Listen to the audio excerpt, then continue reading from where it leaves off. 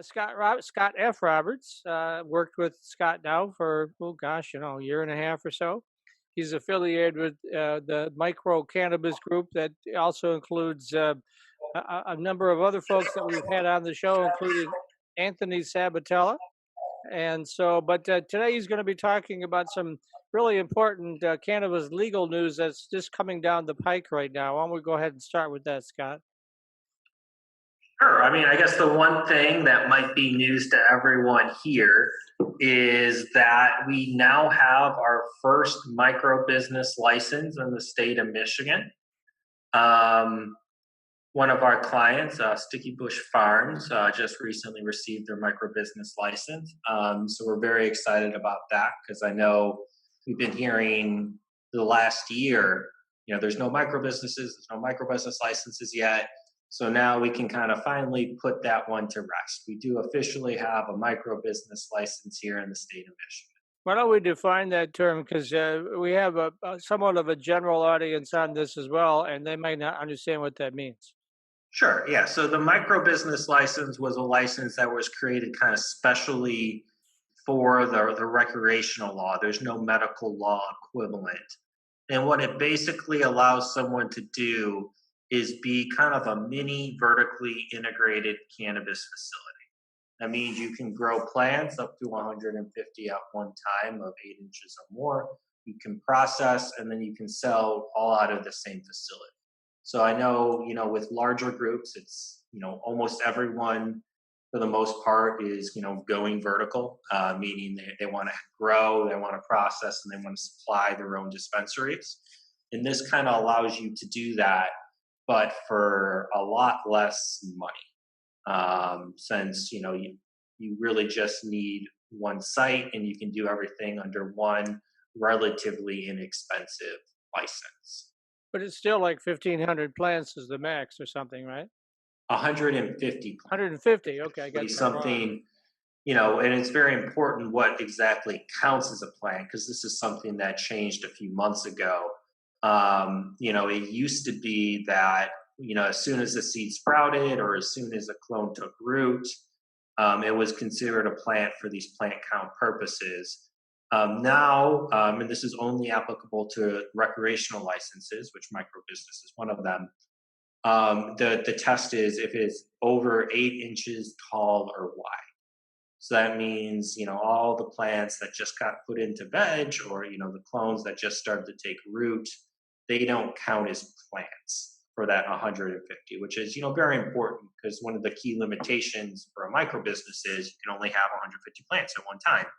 So if you can kind of save a few weeks in the growth cycle, because the plant is under 8 inches, maybe top it once or twice before, right, as it hits 8 inches, then, that's going to make a big difference to some of these micro businesses, whereas some of the bigger players, might not really move the needle all that much. And I would assume 150 plants, would this be an indoor grow facility, outdoor, or does it really matter? All the ones we've worked with are indoor. There's nothing prohibitive saying you can't do outdoor. Really, outdoor is something that's always left to the municipalities to make the call on that. Most municipalities, for the most part, don't like outdoor.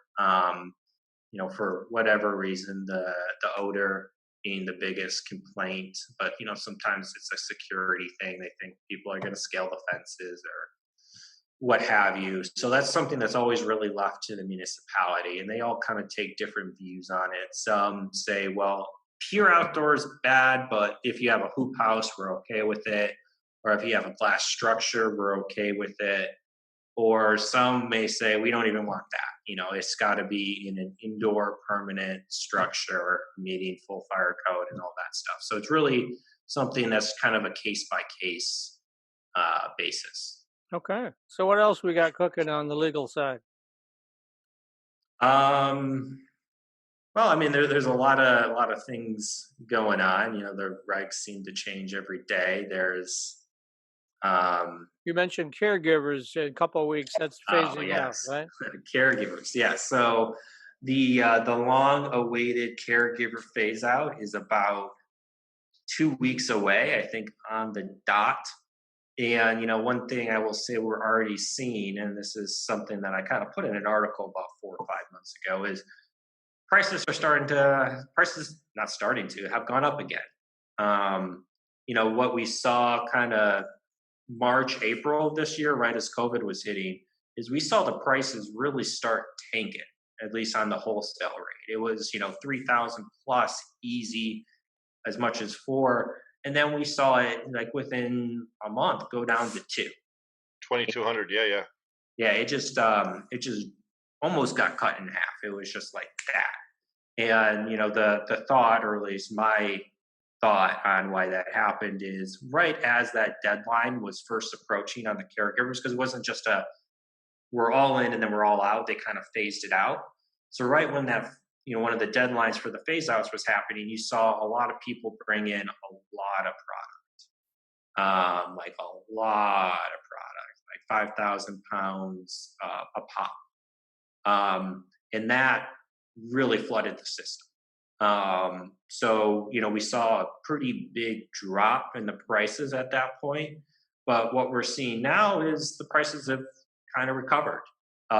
It may continue to maybe inch up even more, because now we're not haven't seen a deal under three on the the rec side or licensed medical side in a little bit. And I think once the official caregiver phase out happens, it might continue to tick up a little bit before we start getting enough or more facilities online to kind of start getting it trending back in the opposite direction.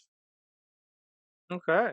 And looking at your list here, you also mentioned that state possibly opening the door to go straight to rec. Yeah, that's something that, I mean, there's kind of differences of opinion on how big that is.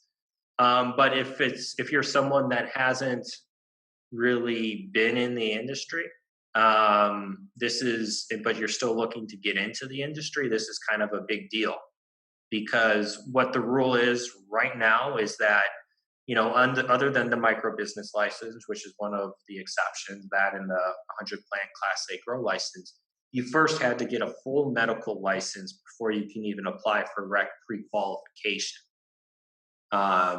So if you had a property in one of these cities that maybe just opted in, and a lot of cities now are thinking like, why even bother with medical? We're just going to go straight to rec, because what's the point? We get the money from the rec dispensaries. We don't get money in medical. We're just going to just go straight to rec. So if if you had property, or you're looking at property in one of those cities, you're kind of in a catch-22. We actually had this situation happen to us in one of the municipalities, where we had to like kind of rearrange all the licenses to make it work. But if they also require pre-qualification, which most of them do, that means that if a new city opens up for four retailer or dispensary licenses, and they require a pre-qualification, which most do, then only the current medical or recreational licensees had a shot. So if you were new to the industry, you couldn't even take a shot.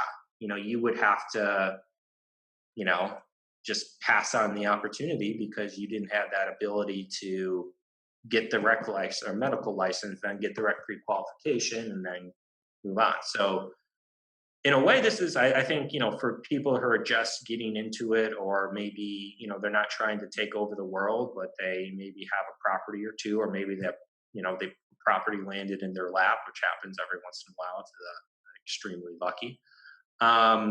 That this is going to allow them to kind of to get into it and not have to face that barrier. Because I mean, I had, some things we were considering were, we've had one where, because this has been an issue, where we're going to have a client buy a dispensary in Pinconning solely for the purpose of getting a medical license. And then as soon as he got that rec license, we were going to turn around and sell it. And that was just a whole lot of work for, just to comply with this rule. So, this isn't official yet. I will, reiterate that. I knew Director Brisboe did say to a number of media outlets that this is going to happen.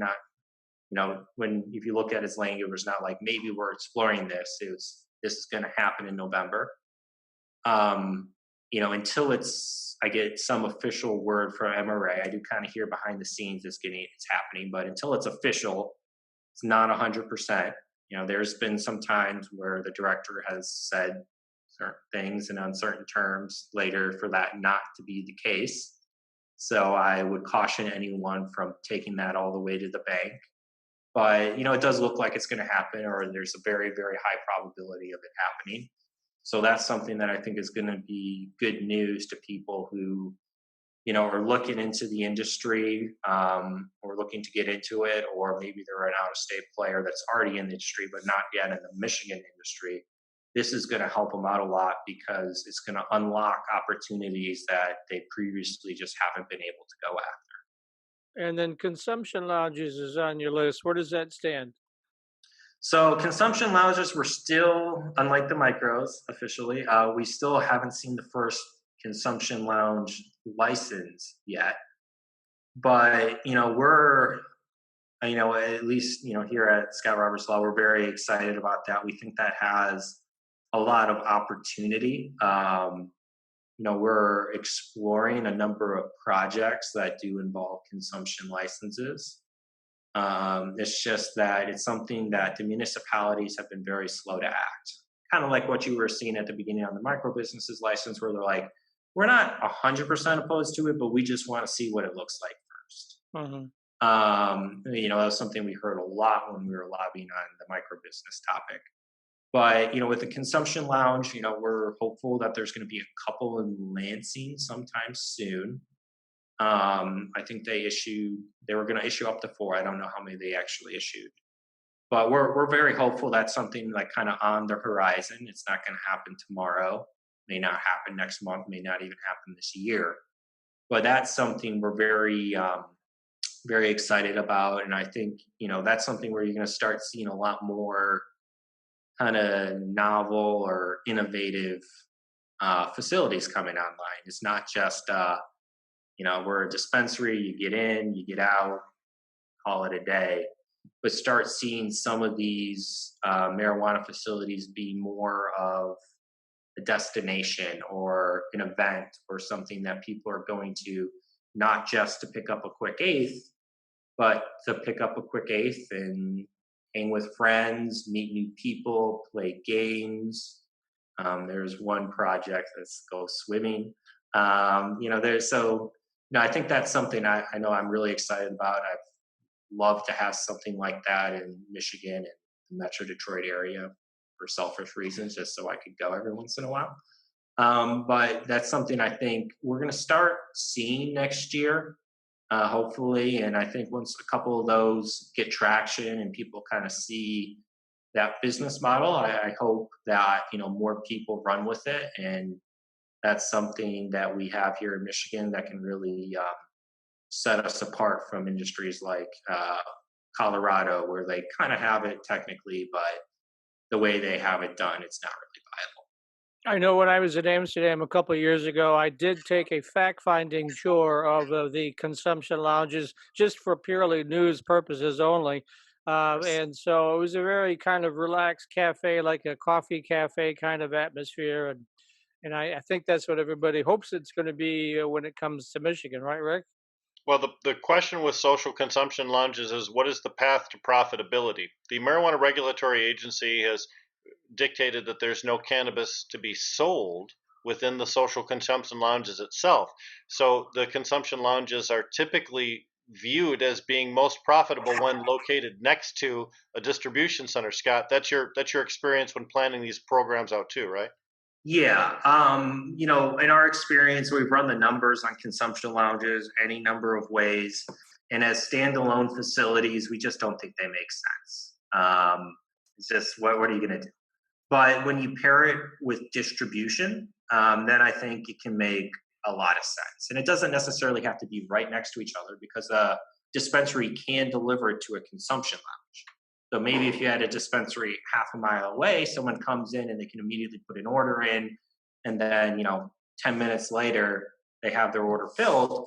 that can make sense as well. And they don't necessarily even have to be the same ownership, but there's going to have to be some contractual relation because the consumption lounge is going to need to get some money for that, or else it's not really viable. But yeah, I mean, I think Rick's right. It's almost like having a bar that can't sell alcohol. Um, you gotta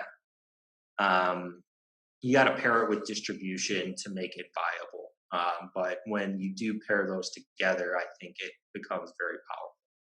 I'm Okay. fortunate to be in Genesee County, where several, unregistered social lounges exist and have existed for quite some time. And the only pathway to profitability for any of those was a combination of distribution of cannabis and then also the sale of food and beverage, which is also something that's been restricted by the MRA when it comes to social consumption lounges. And that kind of pops the image that most of us had of a social consumption lounge as being that place where you could relax with a diet coke and a big OG hooter and have a date or a formal business meeting or whatever. Yeah, I mean, I think it's not that you can't do food and beverage, it's that it kind of has to be separated from the consumption area, and you got to deal with a lot of local health department, whether that's the county or municipality hurdles. So this might even be something that it's not a one size fits all here in the state of Michigan, because a lot of it will default down to the local health department.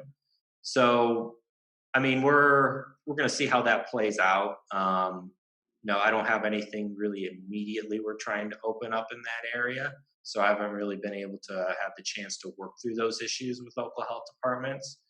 But it's something I think that you can make it work. It may not work exactly how you want it to work. You're not going to be able to serve food into the kind of marijuana consumption area, but I think there's still ways to kind of make it work in a way where you can still have food and beverage there. It's just going to have to be separated, and there may be some rules Yeah. Okay. Yeah. I mean, you mentioned it earlier. This is one of those industries where people are going to have to be innovative.